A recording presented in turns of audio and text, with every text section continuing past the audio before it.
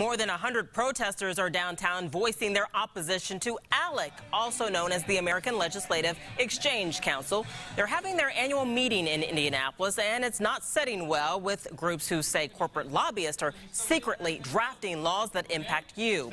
Call 6 Investigates' Kara Kenny working for you to get answers from your lawmakers about what's really going down inside this conference. Kara?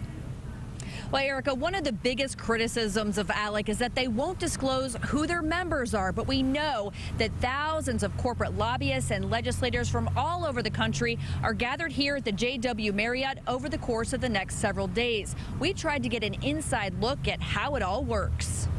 Inside the JW Marriott, the American Legislative Exchange Council is holding its annual meeting. ALEC critics like the Center for Media and Democracy say inside these rooms, corporate lobbyists are helping lawmakers shape legislation for all 50 states, including Indiana. The one thing they will not let you get on camera is those corporate lobbyists actually voting as equals with those lawmakers on bills, which happens when you're not there and the public isn't there. ALEC will not disclose who their members are or who is attending the conference. We spotted Representative Denny Zent of Angola and Senator Jim Buck of Kokomo, both Republicans. Are corporate interests writing these laws and then you just put your name on it? No, I don't know of any legislation that a corporation, quote unquote, has drafted. Almost all that I'm aware of have come from legislators across the country. Buck is on ALEC's board of directors, so we asked him about the protests. What do you make of all the criticism of this organization that you're very strongly associated with? Well, we have different philosophies. We believe in limited government. They believe in large government. ALEC staff allowed our cameras inside certain meetings, like this Homeland Security discussion where IMPD Police Chief Troy Riggs shared his advice on handling public safety for large events. 45% of our homicides occurred in a 15-mile square area. We're not allowed to take our cameras inside subcommittee meetings on topics like workers' compensation and education.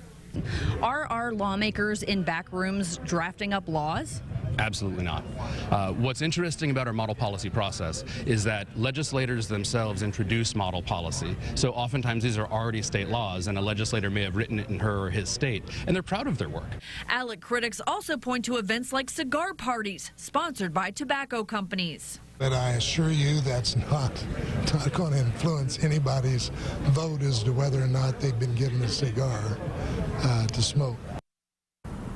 Now, ALEC pays lawmakers a stipend to help cover travel expenses to get to their meetings in other cities. And documents that we obtain show that you, the taxpayer, are helping to pay for Indiana lawmakers to get to ALEC meetings in other cities like Scottsdale, Arizona. We're live in Indianapolis. I'm Call 6 Investigates' Kara Kenny.